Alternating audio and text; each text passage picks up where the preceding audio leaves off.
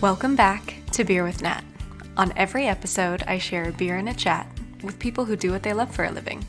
They work in the beer industry.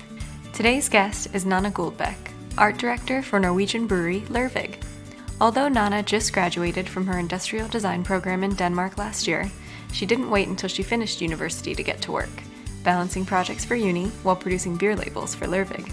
Nanna's been working with Lervig for 2 years now, initially as a designer, then transitioning to her current role as art director. She tells us how she met the Lervig team and how social media played a hand in helping her get the job. You'll hear her describe her artistic style, what she's aiming to communicate through her designs, whether it's a certain mood or feeling that a particular beer might evoke, and how important both the look and feel of the labels are to her. She considers every dimension and every detail. We also talk about what it's like to collaborate with other designers, to work beyond the beer label, creating immersive rooms, beer festivals, for example, and about Nanna's product design side project, which also has to do with beer. Outside of her role at Lervig, Nanna is collaborating with 2 other industrial designers to help turn spent grain, a byproduct from brewing, into a new sustainable material using different biobinders. The project is still in its early days, but she talks us through the progress they've made and their future plans. We also talk about Nanna's non-stop travel schedule of late, her interest in exploring and meeting new people, and what she loves most about being a part of the beer industry. Here she is. Well, I brought 2 beers with me today. True. Yeah. One's still chilling. Yeah. We'll get to that in a bit. I brought Easy, which is like a really drinkable pale ale, and it's probably one of the beers that it's kind of like my go-to Lervig beer. Okay. And because it's just really drinkable and not too grassy or heavy. Yeah, and, it's nice and hoppy on the nose. I'm not like too good with anything that's too hoppy, like double IPAs or anything. It gets like a bit too strong for me. Ooh, that is really nice. Yeah, It's got a bit of bitterness, but like you said, it's not too much. It makes you want to go back for more instead of being like, my face hurts. Yeah, this is something I can like drink all the time. I really love it. And also like maybe that's also why, but like the can design on it is something I'm really proud of. So it makes me happy every time, I see it. Yeah. When people people drink it, and yeah, it's one of the beers I get sent pictures of the most from like friends or family or just beer geeks who send me stuff, Who like what they've seen. So that's pretty cool. Yeah, well, I guess it's a good time to say then that you are the art director at Lervig, where this beer is from. So it's a brewery based in Norway, and you also recently graduated from an industrial design program in Denmark. So how long have you been working for Lervig, and how did the role come about? Well, I've been working with them for 2.5 years almost, actually. I started with, I started 2.5 years ago. It's like this year is the first year I work as as art director with that title. Yeah. Otherwise I've been like designer for Lervig. But yeah, I used to work in Mikkeller. That's like where I come from as a bartender in Copenhagen at their original bar. So that was quite before that Mikkeller really expanded and grew a lot. Mm-hmm. And at that time, a lot of the bartenders were kind of flown to different beer festivals around the world. To be representatives to Mikkeller and see what's going on. Okay. So I went to Estonia to the Tallinn Beer Festival. Oh, cool! It's on my list. I haven't been. So good. Yeah, I really want to go. Really a good, nice festival, and there I met the brewers from Lervig, Mike and David. And we just kind of kept in touch afterwards, just as beer friends, like just chatting now and then. I didn't even think that they knew that I was like into design or anything. Yeah. And at that time I worked like full-time bartending, so I got back into design again. And then David, the brewer there, he kind of spontaneously asked me, "Hey Nanna, do you want to like make a suggestion for some labels? Perhaps we like what you've been posting on Instagram." Oh, how cool! Yeah, and I was like, yes. Yeah, right. To think that social media, you meet in real life, and then people can see what you can do because you've got this profile online. Yeah, how it was cool. really cool. And I think I sent my first proposal was for, I think I did Passion Tang and 3-bean stout actually. Okay. And I sent them like my original idea, like a few sketches, and then the final label, and I actually printed it and put it on the bottle. That's and everything, cool. And it looked really nice. And I sent it on New Year's Eve, and probably like an hour after or something, I got a screenshot from David Graham together with the director Anders and the other head brewer Mike, and they were just like, she's awesome. We need her. Amazing. Yeah, it was really cool. And then it kind of just like I slowly started doing a bit of work for them, and it just developed into doing something every single day for them. Yeah. I remember at the time I started working with them, I studied here in Kingston, in outside of London. Mm-hmm. And I remember they wanted me to fly to Malmö to just approve a can print. Holy cow. Yeah, and at that time I was a student. I was like, oh, they're gonna fly me over to Malmö and just fly me back the next day. Yeah. For like, I'm living the high life now. I am a serious designer. I've got to approve these proofs over in Sweden. Grown-up job now. Yeah. So that was it was really cool. That was a moment. That was a moment, yeah. And also really scary to go and be like a representative of the brewery and approve something that's been printed in like 100,000. Yeah, that's a good point. Yeah. And how did it start? It was one design at a time, but were you doing newer beers, or when did you start redoing some of the core brand? It was, well, I guess it just it really just snowballed really quickly. And basically because they didn't really have like one designer before, they used like an agency. Okay. So they could never really work fast enough, the agency, and the agency didn't really knew anything about beer. Okay. Whereas because I came from the Mikkeller bar, I had like an understanding of what goes into the different beers, and I knew a lot of the beers before. So whenever they said, we're doing this stout or porter with cocoa nibs and vanilla, then I would instantly kind of knew what kind of flavor profile that would be. And I think that helped them a lot. Also, that I was able to like work overnight if they needed something. Yeah, geez, the student hours. Yeah. Where you're like, you need me to do an all-nighter? No problem. Yes, that's fine, no problem. Yeah.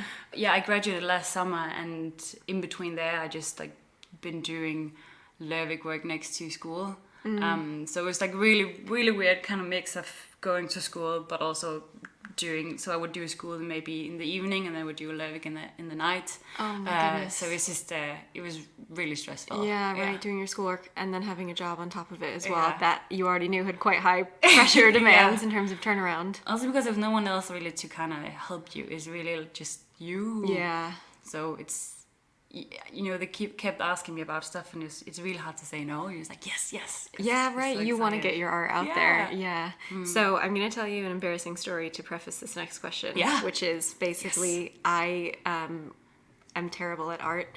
And but I'm good at other things in school. So this is in high school, and I took an art class, and the teacher was like, hey, Nat, can I use your work as an example for the class? And I was like a bit of a teacher's pet in school. Yes. And I was like, yeah, no problem, sure. So he takes my art up to the front of the class, and he goes, hey guys, this is an example of what not to do.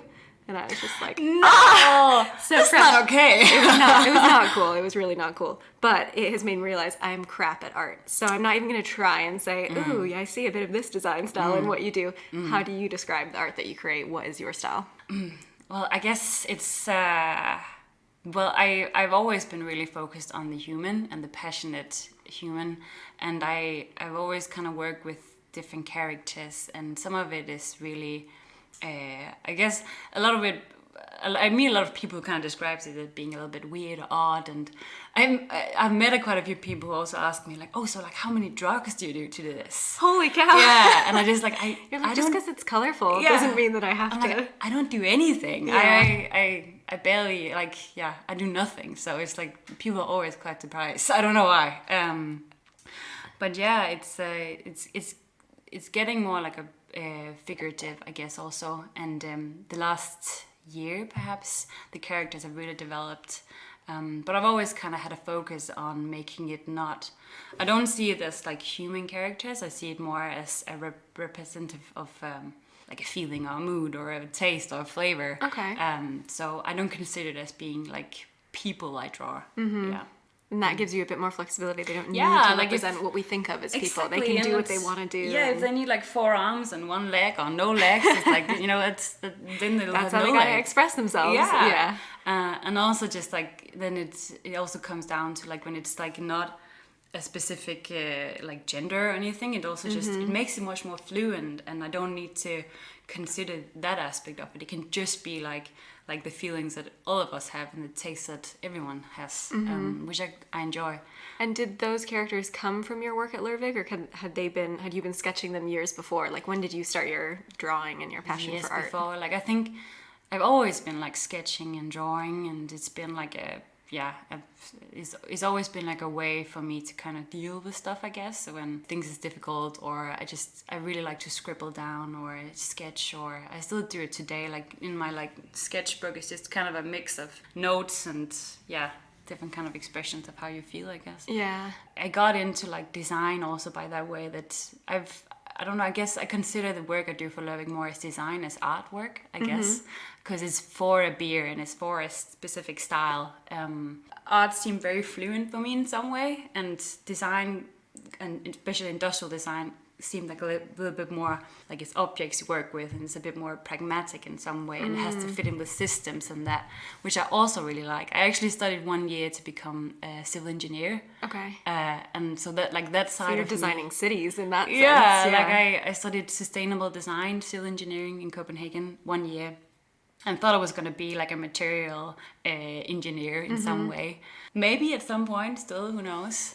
But I like the idea of being an engineer and being able to understand how things work and kind of digging a bit deeper. Yeah, so having the art side, but then also the engineering and the more practical side. Yeah, exactly. So we're going to stick to the art side for a little bit longer, because I have some other questions for you around, it's what you mentioned previously. You already understood beer, which helped in becoming a designer for a brewery. But do you design your labels in a way that they should communicate what's inside the can in any way? Or is that what the wording or the name of the beer is for? It's I guess it's kind of a mix, but no, I think I always work with what kind of style it is, like, and how does the artwork represent that.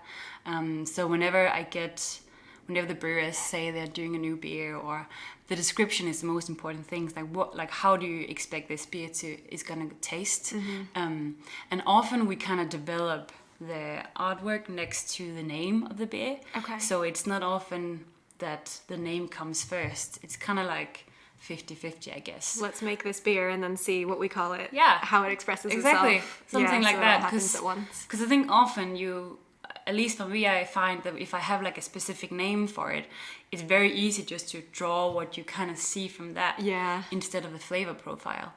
And for me, when I work with the flavor profile instead, it's like the characters can kind of develop in a different way, because it kind of all goes through how I kind of like experience it yourself. How I would experience that beer myself, and how Mike describes it, the head brewer, or how David describes it. So it's very much about mood and feelings and flavors more than it's about the specific names. I remember Carl Knadin from Omnipollo, who described it to me as like I think it was the first. It was at Mikkeller Beer Celebration, just after I started working with Lervig, and we were talking about beer labels, and I was quite new at that time, and I remember Carl saying like that he really like their work it's not everyone kind of sees something different in their artwork at Omnipollo. Yeah, their packaging and branding's really unique. Yeah. And I've always noticed Omnipollo, and I like the idea that everyone can look at a can and kind of get something different from it. Also, like any piece of art, I suppose, or like any beer. I might pick up these flavors, and you might pick up a different set of flavors, or remind you of something different. And how does that kind of transcend into the beer work? Beer art. Yeah. Another thing that I noticed when going through your Instagram, looking at some of the labels you've created, it's not just the design, it's also the texture of the labels that seems really important to you. So what is it about picking up a can and having a feeling associated with it that you're trying to communicate, or why does that interest you? I think that's definitely rooted in my background as an industrial designer, and the love of materials and textures. And I like the idea of that you see a can, and if it looks nice, then you're probably also going to grab it. And the idea that if you grab it, and the artwork goes together with the feel of the can, and the feel of the can goes well with how the flavor profile also is. It just adds like another dimension. You really think through all of this. Yeah, because it's like, for me, like that matters when how I experience the world around me. How does the table feel? You know, like how does wood feel? How does like all of those kind of like small textualities kind of I also think transcends into what kind of flavors I taste. And yeah, for example, the easier we have in front of us, like is made with like holographic foil and then like just like a plain paper, and just like that kind of like the difference. Yeah, in the like what's it called? Like the contrast. Between the two. Yeah, the contrast between the two textures, just for me already kind of gives me an idea about like the flavor profile, like the smoothness of like a pale ale and the drinkability. Yeah. And that's kind of what the holographic tells me, or like tells my senses. Oh, that's really cool. It's so- good to hear from the artist what was intended. Again, not that that's what we need to take from it, but that's what you were trying to put into it. Yeah, for the at least that's consumer how when they pick it up. I like how I read the environment around me is very based on the textures. It is something I constantly pushes our print place with, like what, like have we got something What else new, can we like, play what can we with? develop, or Yeah. and they've been really cool in like developing different kind of textures to me, and it's really great. So are most beer labels just paper or sort of a waterproof paper? It kind of depends. Like most of what we do now is plastic, but in different coatings. Okay. Mainly because of production. Like it has to be plastic because of the production line. It's things with heating and What cooling works. and condensation and Yeah. stuff. So it's always, that's also like a fun aspect of it. Like you might have an idea, but does it actually work on the production line? And so working within the boundaries that you have. Yeah. But But if constantly you've got a pushing it. materials background, exactly. Yeah. You're like, can we tweak this? Can we try this? Yeah, sometimes I ask the print place, oh, like what if, like, can you do this? And like, what if we do that and this? And it's really cool to work with someone who also have like an experience in printing and the different kind of technologies behind it. And they're doing a great job. And just a lot of those guys at the print place have worked there for maybe 20 or 25 years and just know their machines like in and out. Yeah. And actually, like on a bunch of our labels, there's like a specific like sandpaper finish to it, and that actually changes depending on who's been on work that day. Okay. Because it's like so fine, like that technique of That doing it's it. unique to So every user. kind of coworker or colleague has like a different kind of way of doing it, and it also depends on like how long the glue has been in the machine and like all of these things. Yeah, it's almost which their own is- fingerprint on what they've created. Exactly, which is like that doesn't. I don't think that necessarily is interesting for the beer drinker, but for me as an artist, I think that's interesting. Yeah, knowing what you can create with. Yeah. Well, you did talk a little bit about how much of what you do is by yourself, but in the beer world, there's so many collaborations. Yeah. And that's not only on the beer, but on the artwork as well. So what's your approach to collaborations? Do you try and mix the styles together? Do you try and create a whole new style? Or does it depend on who you're working with? Yeah, definitely depends on who I'm working with. Nick Dwyer was the first designer I work with in the beer industry. And he's at Beavertown. He's at Beavertown, yeah. And also it was actually the label I did with them was actually the first can label I ever did. Oh, wow. Okay. Yeah. And now is that most of what you do is cans Yeah. for Lervig? Yeah. I remember when I met Nick, that was like a really good experience because he was, at that time I was very new, so I just kind of got a feeling of what am I getting myself into? Yeah. He's And- been at this for a while. What's yeah, it like for him? exactly. And Yeah. he's been through a lot of it, and also just like he was really good at helping me with like I was just asking like contract stuff and money thing and all of this practical stuff behind it. Yeah, right. Where when you don't have anyone else in the same Yeah. role as you, it's really difficult Yeah. to know what to ask. A lot of Yeah. designers like I came from in school, like they do very different stuff. Yeah. But yeah, like working with different designers I really like it because you kind of get a sense of how that designer works just in their normal practice, and then working together you kind of have to go back and forth and figure out like just as you said, like what kind of like how do you see the beer and how do I see the beer Yeah. and how do your brewery see the beer and how do my brewery see the beer and how do we mix all these thoughts into something. And it often has to be in a very short period of time, so it's Okay. very like concentrated. Yeah, with Nick, for example, it was we were just like looking through sketches, and he was like, "I like that, let's do that," and we're There just you go. Yeah. and just sketching back and forth. Done like a few with Cloudwaters. They used Textbook Studio, Manchester based. Okay. And funny enough, after we did a collab with them, I got pretty good friends with Chris also. So. And yeah, it's funny how to see like you kind of develop friendships also doing collabs Yeah, with so it the will broaden your designers. community and beer Yeah. as well. I think the most recent I've done was with James Yu from Left-Handed Giants. Okay. Yeah, which is a brewery I really like. And out in Bristol, is yeah, that right? Yeah. And James is just an amazing illustrator, and I want to live in his illustrations. And I remember meeting him, and I was like totally fangirling him. I was like, oh, he's amazing. And for that, we did like I wanted to do something bigger, so we did like 3 different labels for one beer, which essentially created like an entire story about the beer. Okay. Which was really fun. And we just kind of met at their brewery and sat down and sketched an entire day, just like sitting together, which was really fun because I mainly work alone. So just to be able to put your mind together with someone else for a change. Yeah. And how did all 3 labels get released at once so people could go and look and sort of put the story together? Yeah. So we did like 3 different labels, and then you could download online like an entire scene with a story behind the beer. That is really cool. Yeah. So for like the nerdy people, they could just go in and kind of explore it themselves. Yeah, and immerse themselves in the world that you guys created together beyond the beer.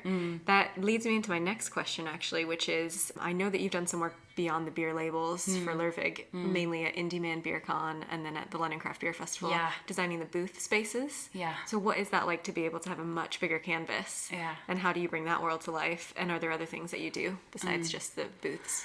Again, I really love that because then that's really when you kind of have to transcend something 2-dimensionally into a 3-dimensional space. And for me, again, I have to kind of consider like what is this building, what is this space, and what's the history behind it, and what materials are in there. And I really, again, like to mix like how can we work with the room, not just put up banners and print a bunch of posters and hang put up t-shirts and stuff. Yeah, and hang t-shirts. Like how can we actually work with this room that we're given? And we did last year again at Indie Man, we had like a really small room at a Victorian old building. Yeah, the Victorian baths. Yeah, amazing building, an amazing story. What we did there was that we kind of covered it in halfway in pink foil, and it looked really great because you had all the ornaments from the building, but in bright pink. Oh wow. It just worked really well with the beers we've been putting out that year, and you could just tell that people were enjoying how like the entire feel of the room, because people just treat a room differently when it looks in a specific way, and they interact differently in a room if it do something different. Yeah, maybe it does make you think about the beer differently. I think people are so used to the experience of a beer festival now. I've got my little glass, I go up to this tap, I talk to someone. But when you walk in somewhere that makes you feel like it's a totally different environment, then you might think twice. And it's always about what experience do you want to give to your guests? Yeah. And how do that, again, transcends into the material and the artwork that you showcase? Which, again, always leads back to the beer, because the beer is what revolves around all the time. That's like the center of your work. So, how does that transcend into the materials and the other places and spaces? Yeah.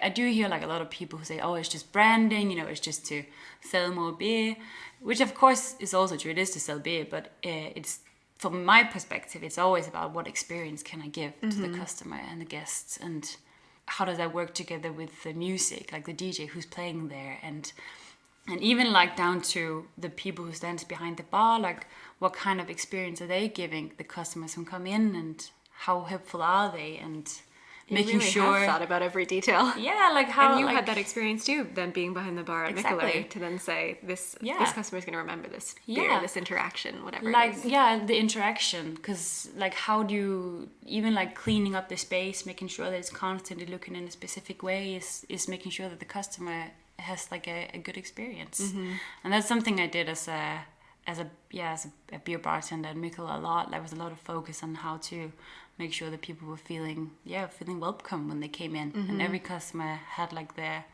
should have like a good experience no matter how much they knew about beer, which I think is something that's also really important for Lervig, is that it's open to everyone, like no matter how like nerdy or not nerdy you are, you should be able to experience it at the level you are. Not being snobbish about it at all. Yeah, there's a beer for you. Just come and enjoy it. And if you want to find out about the sandpaper we're using, our label's cool. And if you don't, it doesn't matter. Yeah, I can tell you about that all. Yeah, exactly. You're like, I'll chat about that. So let's move away from Lervig for a little bit because I want to talk about what you do outside of your art director work.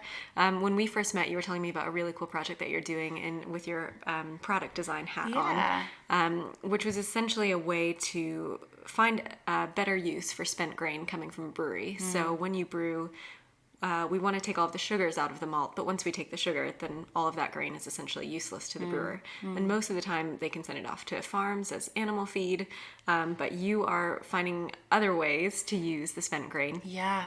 So let me know what it is that you're working on and how much progress you've made there. Yeah. Well, I worked together with two designers from Kingston University, which I studied with, Oksana Banda and Poppy Pippin. Both are industrial designers myself, graduated last year.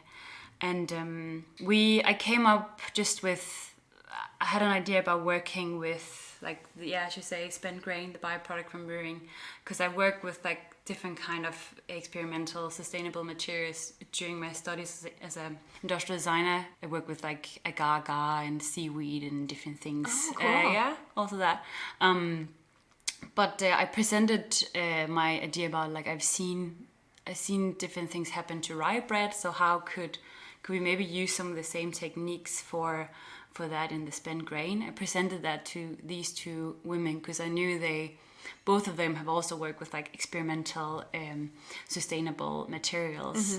Oksana have worked with, she made, for her graduation project, she did like a stool out of human hair collected in London. Oh my goodness. Which is amazing. And Poppy did like a specific kind of ceramic piece that you can use for buildings that will help moss grow. So it kind of develops a pattern, and the idea is that you use this in the city, and then it helps with the air pollution and these kind of things. So these two I also knew that I work really well with. So I presented the idea to them, and they were like, yeah, that's really cool.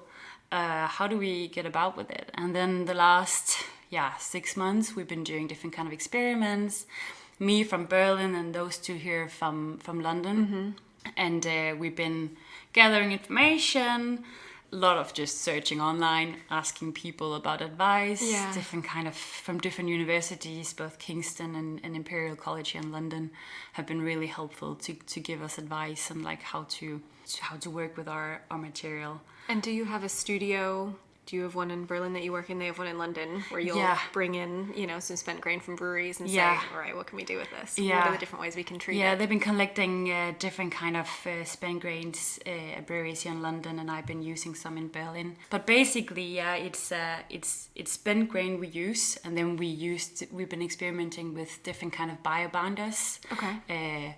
I'm not gonna mention a lot of them, but different kind of sustainable biobinders, which we then treat in different way. We've been experimenting with heat pressing them or molding them and dehydrating them and putting on different kind of industrial techniques that we have used in our studio. Currently, we've been proposing a collaboration with Kingston University and their chemistry department. They have like some master students who are interested in maybe working with us. Oh, that's exciting to get really some more exciting. minds in together. Yeah, just someone who can help us because we're not chemists, and someone who you want to understand those reactions. Yeah, and like why is it working this way?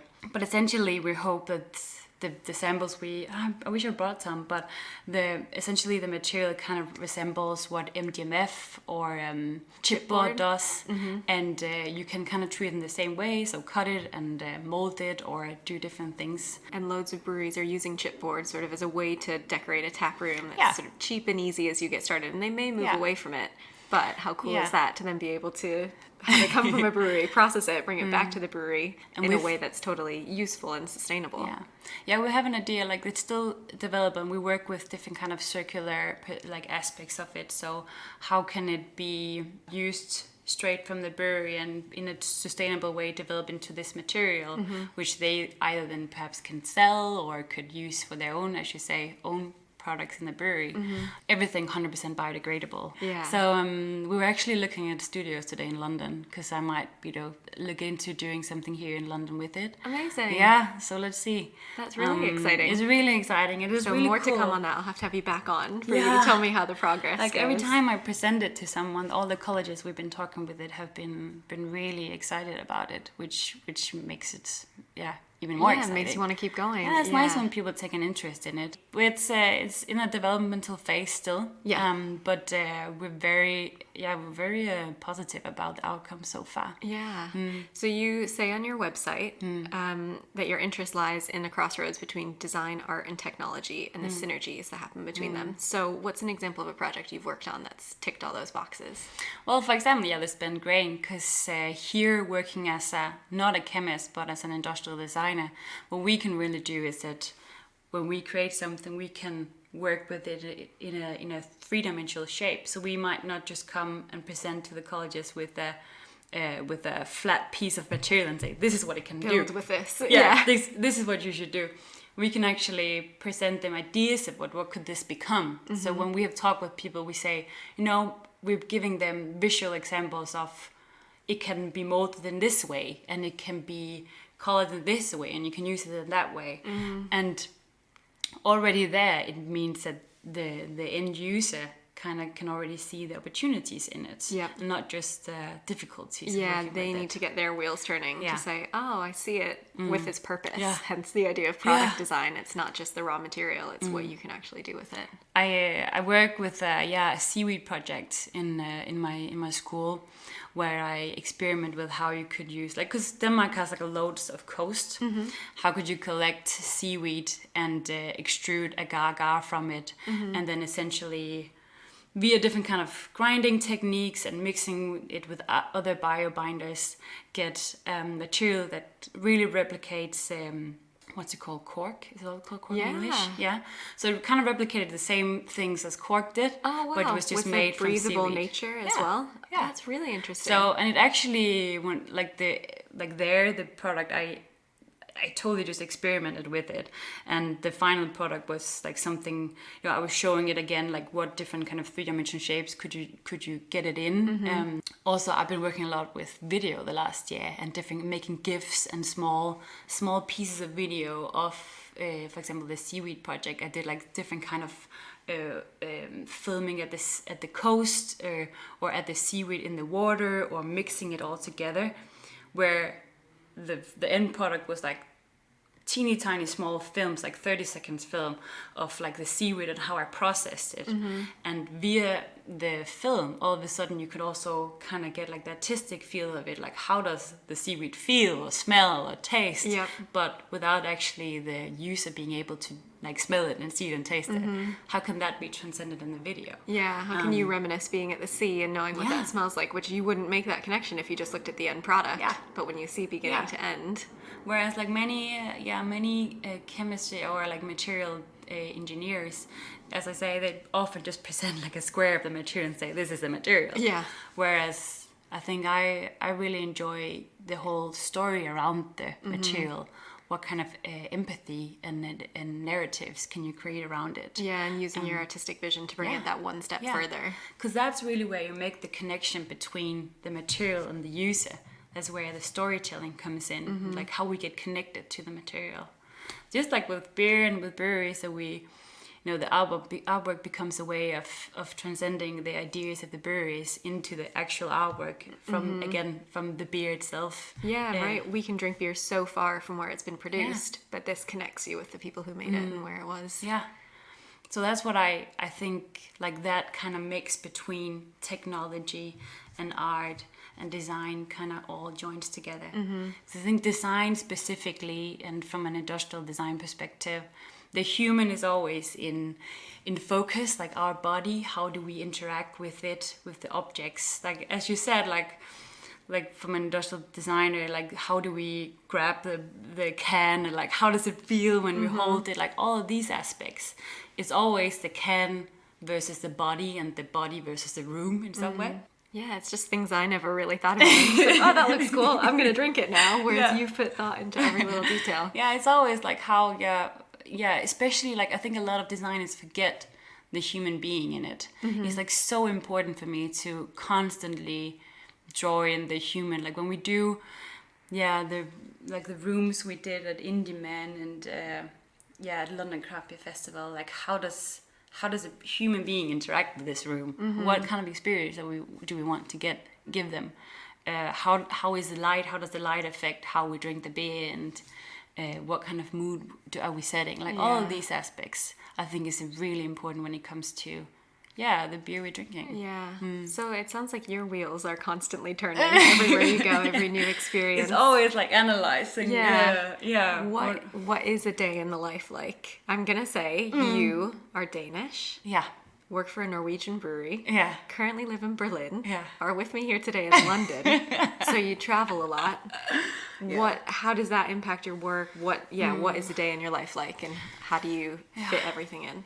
It's been really crazy. The last 3 years, 4 years almost now, have I been traveling constantly in different countries. The longest period I was one place was in London for 5 months. Okay. Otherwise, I've been like that's different not places. That long. Wow. No. Then I've been Norway, China, Japan, Germany, Sweden, London. Yeah, it's been crazy. I don't know. It's been like a constant feeling of just wanting to explore and travel and meet people. Last year I did just around Indieman actually. I did like a month of almost like residency in Manchester. Cool. Because I got to know the textbook studio, the ones who does who does Cloudwater's artwork really well, and he said, "Why don't you come and like work for Manchester for a month?" So I said, "Yeah, okay." The artist is in residence. Here we go. So I was in Manchester for a month and worked from there, and just kind of got to know all of the designers in their studio. And I just really enjoy like traveling right now, and it seems like every time I try to settle somewhere, like right now I'm in Berlin, I try to settle down. I got a studio there now. And now you're called somewhere else. Yeah, it's like now all of a sudden with this whole material project, it kind of seemed like I'm being pulled to London maybe. So let's see. So we'll see what happens. But does it influence your work? You find getting inspiration and meeting different people and all the different experiences you can have? Yeah, definitely. I'm so blessed that I meet so many passionate people, both in the beer industry, but also just like from different professions. Like right now I work like my studio is together with 12 other designers and artists and beer writers and food writers, and being able to discuss your work with someone who doesn't know anything about beer is just, it gives a completely different aspect to what you're doing. So that's also one of the reasons I enjoy traveling. And so I take it you don't have a standard day then with all that travel. It doesn't seem like you. I try to do like now with my Berlin studio, I have been quite good at like getting up early and getting into the studio and work for a full day. Go try and do some exercise or something else, and then work again in the evening. But it's constantly like a move of different projects because there's always something different happening. Yeah, so it's the mix of your work for Lervig and then what's happening in your studio and maybe international collaborations. So I try to I try to plan everything, but it's difficult because there's always something new going on. So it's difficult. You have to be really good with change, I think.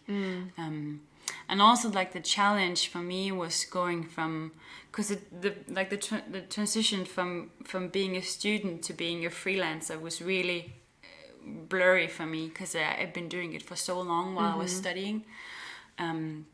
So like the last 6 months of my school last year was basically just full-time freelancer, and then I maybe used one week on my school project. One day on my school project a week. I would do like half a day on my school project and then Lervig in the afternoon and then another project in the evening, and some days I wouldn't sleep. I would get like 4 hours of sleep. It was mental. Maybe that's where your design ideas come from. It's the lack of sleep. It's not anything else. Not drugs, yeah. It's just lack of sleep. Yeah. But I think now I'm getting much better at actually I probably every freelancer know this. It's kind of difficult to how many hours to use on certain things. Yeah, to know when to turn on or turn off on certain projects. And I also found that it's so difficult to like put down hours for different projects because you never really know. I do a lot of new things, so I never really know how much time it takes. I can only like put a guess to it. Yeah. Who's to say if the brilliant idea you have is on a flight somewhere or a walk between places? Yeah. You're like, do I include those hours as work, or was that just, divine inspiration? It's so fluent. It sounds like you still have a very long and exciting career ahead of you with lots of different projects. Yeah. But what has been the most memorable experience in your work so far? I've been so many with Lervig. It's been really a journey. They've been. I was really. I've been really lucky. Like the team at Lervig are amazing, and I think the director Anders has been really like he's been so supportive from the beginning. Has really been giving me a lot of space to just kind of. Yeah, just do it, Nanna. Just do it. Like, just if you think that's a good idea, let's do it. Let's see what happens. Let's see what happens. Like, it seems like you got an idea with it, so let's go with it. It's so nice to have that support from someone. Very much. Just like yep. Yeah, he's really cool. Like the whole brewery team is really good at supporting me, and maybe even if they don't really understand what I want, but they're like, yeah, let's do that. But yeah, like I don't know, like because it seems like a lot of things is new still, so it's like every time we do something, it's like, oh, that's a new thing, that's a big step. Yeah, right. Like signing off that first print run. Yeah, you're like, that was cool. Yeah. Yeah, like with, for example, Easy, the beer we're drinking, it was like the first time we did that. It was the first time I used like holographic foil, and to make it like viable, we had to print 100,000 of them to begin with, and that's a bit daunting. And the brewery was like so. They were like quite skeptical. I'm like, man, are you sure? Like, it looks really simple. Are you sure of this? Like, are you sure it's gonna look good? And I was being, yeah, it's gonna look good. It's like, great, guys, we should do this. It's only 100,000. No big deal. No big deal. They're like, okay, we did it. And then when obviously, because I don't work from the brewery, like I don't, I always wait until the labels come. But the brewers, when they saw it, like they sent the pictures, like, this is great, Nanna. You did a good job. Yeah. Which like, is like, pat on the back. Yeah, that's like the small things. So it's like us constantly new things. And like the first time I did In Demand, that was also like a huge step because it was the first time I got to work with interior and space design. And currently, right now, we're doing like Lervig has opened a small office space in Oslo, where I'm doing like an interior design. Oh, cool! For the first time. So you get to deck out the space for them. I get to actually do like the interior design of it and like furniture. What kind of furniture are we using here? And like the colors. And that brings in all of your product design experience. Yeah, it brings in my product design, and I love what I do with the graphic design for Lervig, but I do miss like that kind of it's just that textural feel and the 3-dimensional objects. So it's really cool to all of a sudden be able to do this. Yeah, and create your own world. Yeah. In real life, not just a design world. And I think that Lervig also, they constantly are being reminded that, oh yeah, you can also do this. Like, because they mainly see my graphic design work. So when they see, whenever I do something product design-y, they like, oh yeah, you can also do that. That's true. Let's get her to do one of those for us. Cool. So that's good. So I'm working together with a Danish designer on that project also. So that's really cool. Yeah.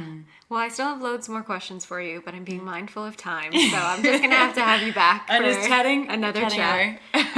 My last question for you, which I end all of my chats with, is what do you enjoy most about being a part of the beer industry? The people. Yeah, the people. The people does everything. From the new people I meet and the people who drink the beers that I design for, is like everything. It's such a strong community.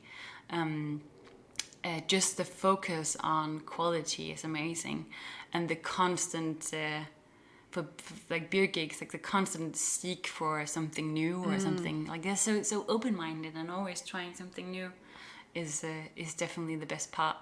It seems like it can't get weird enough or crazy enough or which I really enjoy. Yeah, right. With your creativity, I feel you can keep pushing the boundaries. Yeah, and it's of course there's always going to be people who don't like what you do, but luckily the majority of the people I meet like it or are very kind and say a lot of nice stuff. So yeah, the community for sure. Yeah, I agree. Well, thanks for making time for me. Thank you. We met at a beer lunch for the Ladies at Beer in Beavertown collaboration, and I just thought your outfit was amazing, and I had to come talk to you. And it is that real sense of community that you can reach out and talk to anybody next to you, and there's automatically this shared passion, and that we're gonna have a good chat. So thank you very much for your time. Thank you appreciate so much. Thanks again for your time, Nanna. I look forward to having you back on in the future for an update on your spent grain project. And thanks again to Ladies at Beer in Beavertown for hosting the event that connected us. On the next episode, you'll hear from Anouk Laga, President Core Europe for Duvel Morcat, on what it's like to be the first and only woman on the Duvel Morcat Management Committee and how she's supporting other women in their careers too. Thanks for listening, and chat soon.